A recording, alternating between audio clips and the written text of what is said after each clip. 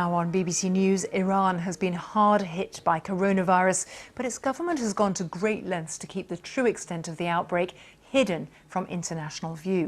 Now, with the help of videos posted by Iranians on social media, our world reveals what life is really like inside the country during the pandemic. From illicit lockdown parties to hospitals struggling to cope, this is Iran as you've never seen it before.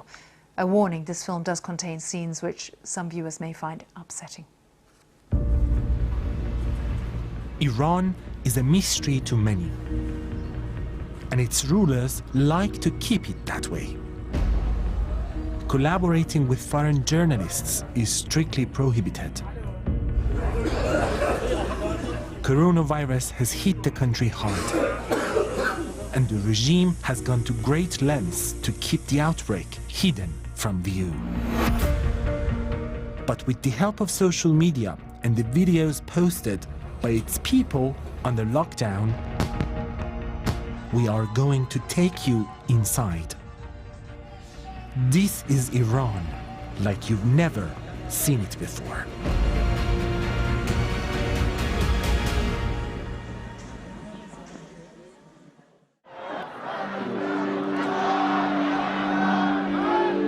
It's the 3rd of January 2020, and Iran's top military general Qasem Suleimani has been assassinated by a US airstrike at Baghdad airport.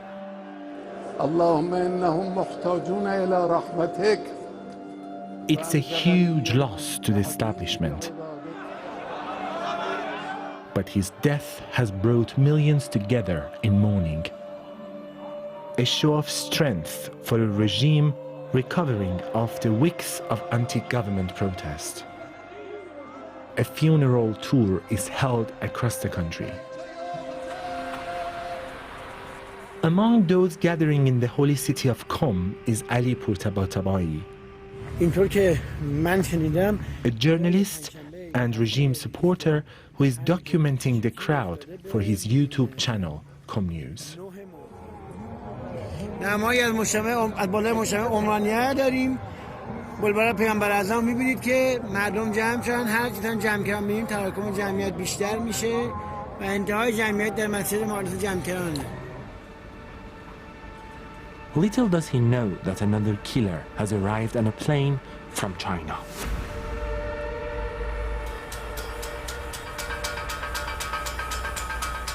ایران برای اولین بار از 2 مورد ابتلا به ویروس کرونا در این کشور خبر داد.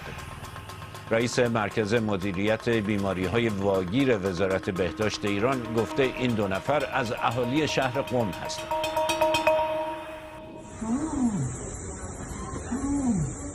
In mid-February, a video emerges on social media of a patient at Qom Hospital. A day later, the family announced that he has died. The government know that his death was caused by coronavirus, but with an election looming, they deny it and cry fake news instead. یعنی از کمترین فرصتی استفاده کردن. بیماری هست، مرض هست، ویروس هست. To further suppress news of the pandemic, restrictions are placed on journalists. But Ali continues to report for his YouTube channel, Qom News. He's backed by Iran's religious establishment and wants everyone to go to the polls to show their support for the regime.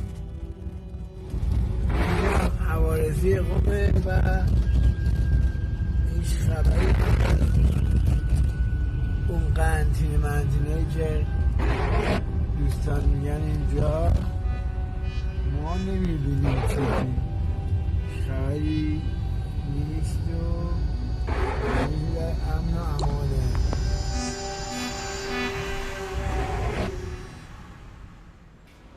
It's only after millions turn out for the election that Ali turns his attention to the virus.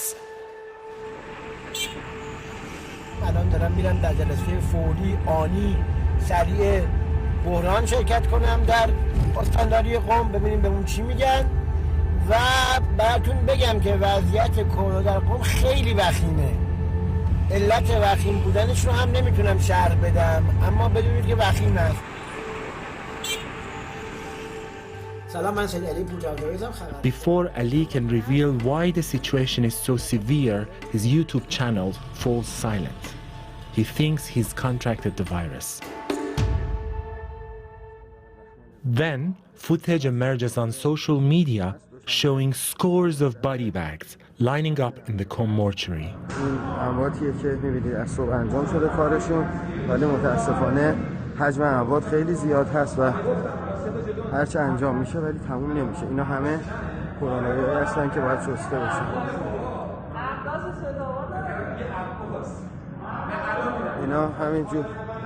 اینا همه متاسفانه کرونایی هستن که باید اون اتاقم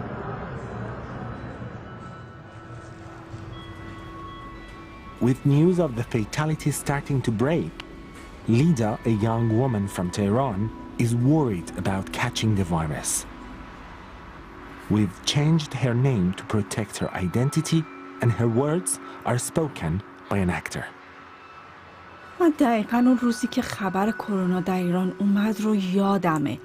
یه ساعت عملاً نمیتونستم چای بخورم. از وحشت این که چی کار میخوام بکنم.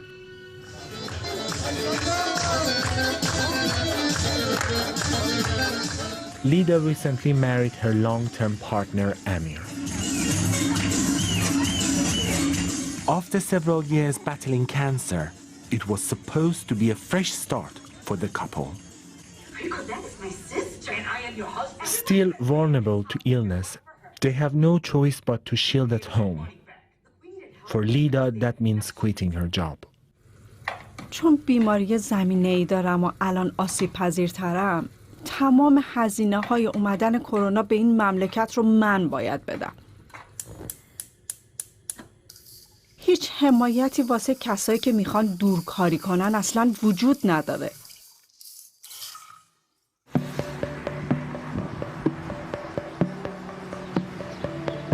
Eventually, on the 23rd of March, President Rouhani announces a lockdown in all major Iranian cities. The streets of Tehran fall silent.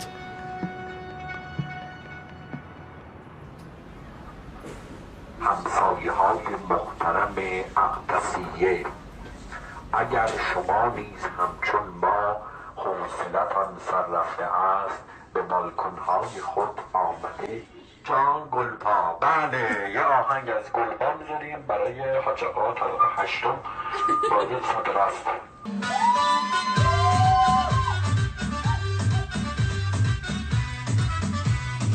But after weeks of official statements downplaying the virus, not everyone is taking the lockdown seriously.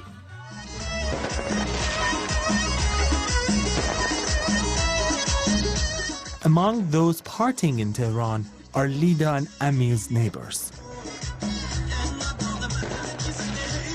His words are also spoken by an actor. و صدایی که دارین میشنوین صدای مهمونی همسایه‌مونه. هم راستشو بخواین حسودیمون میشه و اینکه ناراحت میشیم به خاطر اینکه این یک کار جمعیه و همه باید با هم مراقبت کنیم تا بگذره. میبینید که یه عده‌ای رعایت نمی‌کنن و ما مجبوریم که بیشتر و بیشتر و طولانی‌تر تو این قرنطینه خودخواندمون بمونیم.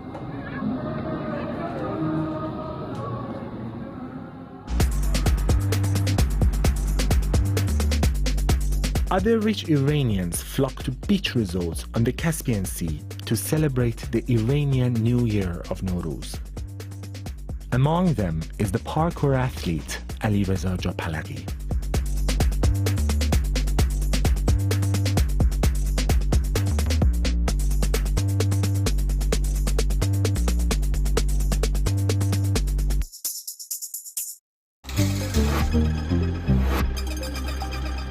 With little else to do under lockdown, he starts posting content onto his social media, including an intimate video dedicated to his girlfriend.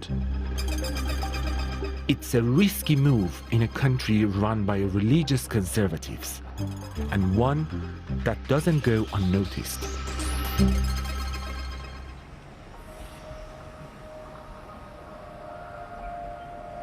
For the first time ever, Shia places of worship have been closed to the public in Iran.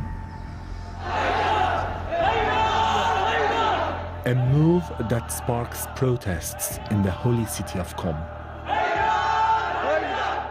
هر کی گفته این به کرونا میگیره چون نفهمیده یعنی چی. سازمان بهداشت جهانی میگه چون اونا نه به خدا باور دارن نه به ماورالطبیعه باور دارن. While many Iranians move and gather freely, shops and businesses remain closed, and the impact on the country's economy is devastating. رئیس جمهوری ایران امروز تصمیم‌های تازه‌ای در مورد از سرگیری فعالیت‌های اقتصادی، آموزشی و عبور و مرور اعلام کرده. از جمله که کسب و کارهای به گفته او کم خطر می‌توانند فعالیت خود را در همه استان‌ها به جز تهران از هفته آینده از سر بگیرند. After 1 month and with an official death toll of just under 5,500, the Iranian government announced the easing of lockdown. By the end of Ramadan, all coronavirus restrictions are lifted. According to President Rouhani, the virus is under control.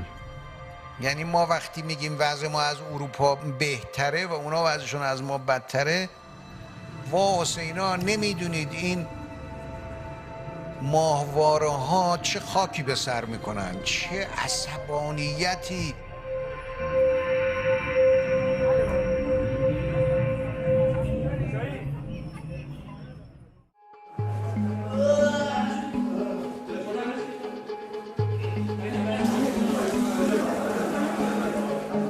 It's been 2 months since lockdown restrictions were lifted in Iran, and the hospitals are seeing another surge of cases.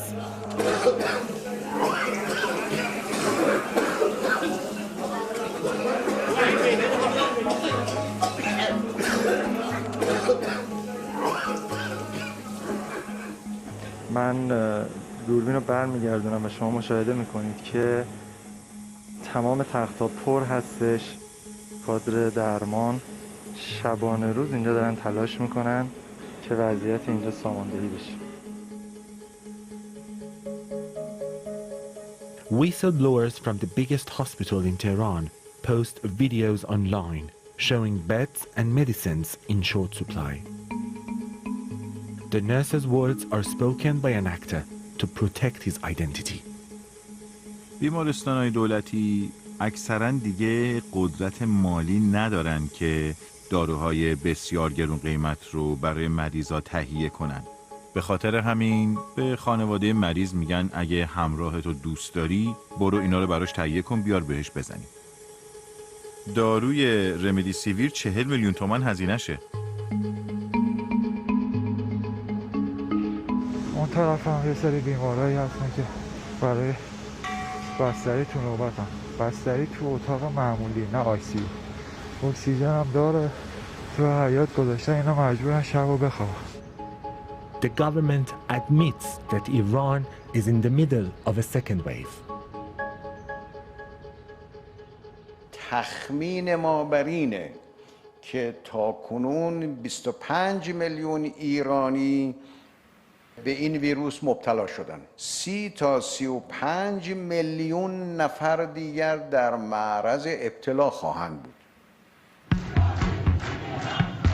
They are losing their grip on the pandemic, and discontent is rising. A crackdown begins against citizens who have defied the regime. Among those rounded up is parkour athlete Ali Reza, who, according to the authorities, posted indecent images on his social media accounts during the lockdown. ما دستور قضایی اومده، شما باید بیاین اینجا سری سوال جواب بدیم. ما اگه با پلیس بیایم و اینا، ماشین پلیس بیایم جلو در و جلو همسایه آبروریزی میشه، زشت، خودت بیای بهتره و فلان و اینا. He has just escaped bail and is now headed to Turkey, where he hopes to be granted refugee status. آره خیلی سخت. خیلی دودلی بدی کرده بودم، داشتم اذیت می‌شدم. من دیگه الان یه ذره لمسم، لحاظ ذهنی خیلی مشخص نیست وضعیت ذهنی چطوریه، هم برای خودم هم برای بیرون دیگه لمسم. Ali Reza attempts to cross the border at night with a group of Afghan migrants, but they are ambushed by Iranian soldiers.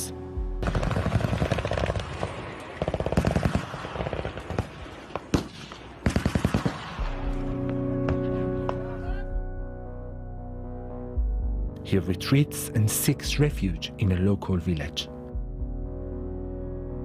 نه مثل اینکه فعلا شرایط اوکی نیست، دارم بررسی میکنن. بس سنگینه گرفتنش، مرزو بستن فعلا، یعنی شرایطش خطرناک.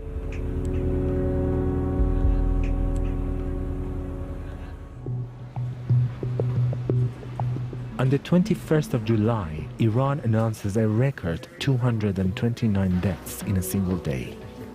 But the official mortality rates don't add up.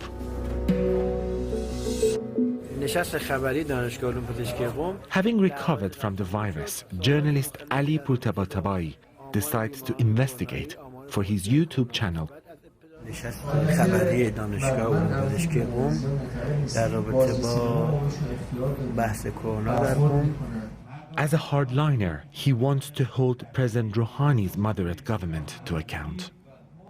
سوال اولم در رابطه با همین بحث آمار مرگ و میره. ببینید آمار مرگ و میر فصل زمستان و بهار توسط ثبت احوال 6 ماه پشت سر هم یه آمار 40,000 تایی فوتی اضافه در کشور داشتیم. Officially, just 14,000 are said to have died from coronavirus. معیار ما افراد تست مثبت. هر تعداد که مثبت، تمام دنیا هم همینا، تمام آماری که دنیا اعلام میکنه افرادی هستن که PCR مثبت.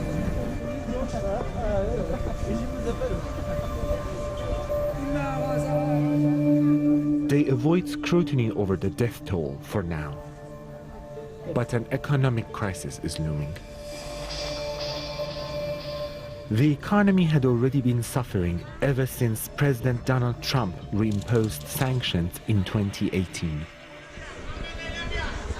But the currency is now in free fall after the White House placed even more trade restrictions on Iran amid the pandemic.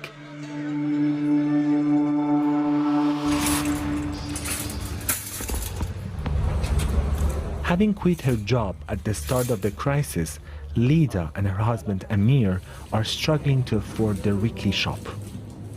دیگه چی میخوایم؟ قارچ برداریم؟ قارچ چنده؟ روش قیمت نخورده. اون یکی چی؟ اون چند وقت پیش 10,000 تومان بود. الان شده 15,500 قارچ صدف. پیازچه 41 تومان شده. تا همین چند وقت پیش 15,000 تومان بود. With 20,000 tomans to the dollar, the goods appear cheap. But the average wage in Iran is just $150 a month, and every cent counts. این کره بادام زمینی جیف قبلا 20,000 تومان بود. الان شده 85,000 تومان. حالا ترجیح میدیم از ایرانیاش استفاده کنیم. آره اسمارتیز کوچیک 100 گرمه M&S 37,000 تومان. اینا دیگه خیلی دیگه لوکس شدن. The government cannot afford to reimpose lockdown.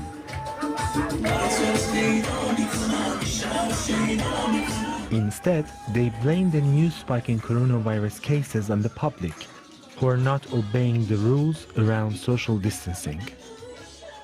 آقا من میذارم سلامتی دنیا و دنیایی که توش کرونا نباشه. من تا پریروز که یکی از دوستای شمیم نگرفته بود داشتم فکر میکردم که این اتفاق یه چیز علکیه.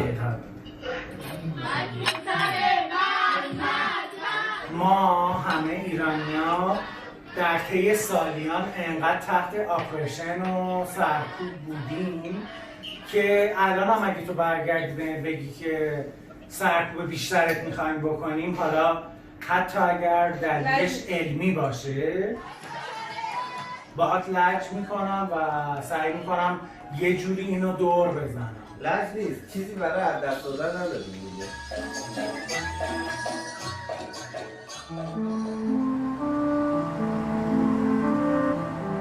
But resisting the Iranian regime does come at a price. It's been a month since parkour athlete Ali Reza tried to cross the border into Turkey. There have been no social media posts since, and no one knows where he is.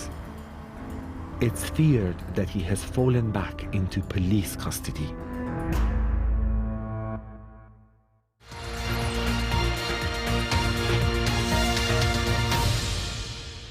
اطلاعاتی درباره وضعیت کرونا در ایران که در اختیار BBC فارسی قرار گرفته از آمار و ارقامی تکان دهنده پرده برمی‌دارد.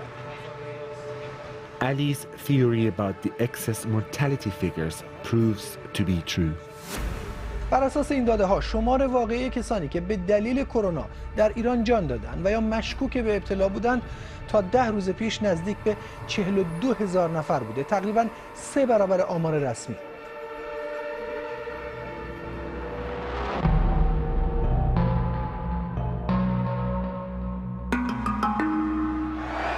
The leaked documents revealed that there was already an outbreak of coronavirus back in January, as millions gathered to mourn the death of Qasem Suleimani.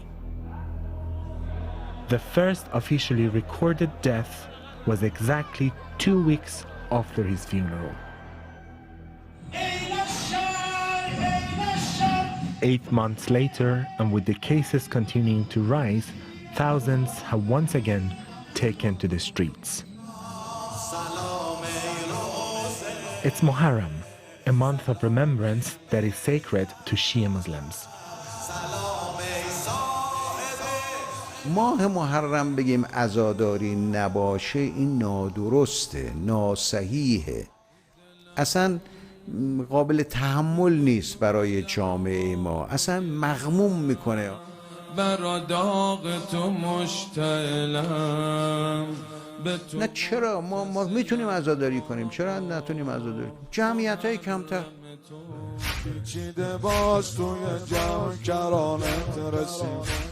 Some lessons have been learned since the last period of mourning. But as the crowds grow ahead of Ashura, the 10th day of Muharram, and the biggest day in the Shia calendar, so does talk of a third wave.